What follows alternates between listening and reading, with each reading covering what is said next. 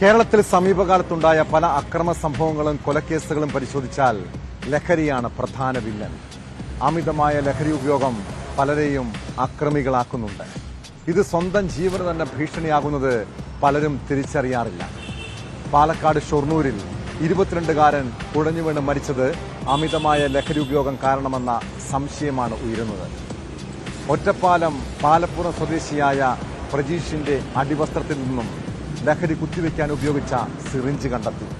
ഇയാൾ ലഹരിക്ക് അടിമയെന്നാണ് പോലീസ് നൽകുന്ന വിവരം.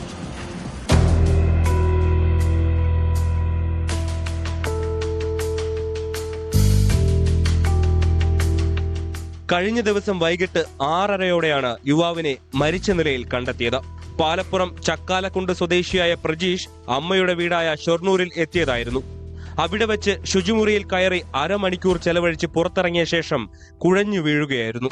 ഉടൻ യുവാവിനെ വാണിയംകുളത്തെ സ്വകാര്യ ആശുപത്രിയിൽ എത്തിച്ചെങ്കിലും ജീവൻ രക്ഷിക്കാനായില്ല. മരണത്തിന് കാരണം ലഹരി ഉപയോഗമാണെന്നാണ് സംശയം.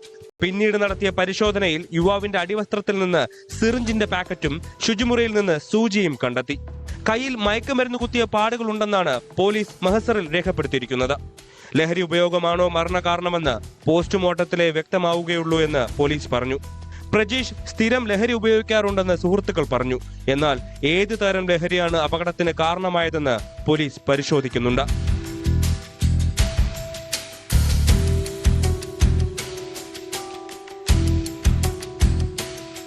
ന്യൂസ് 18 പാലക്കാട്.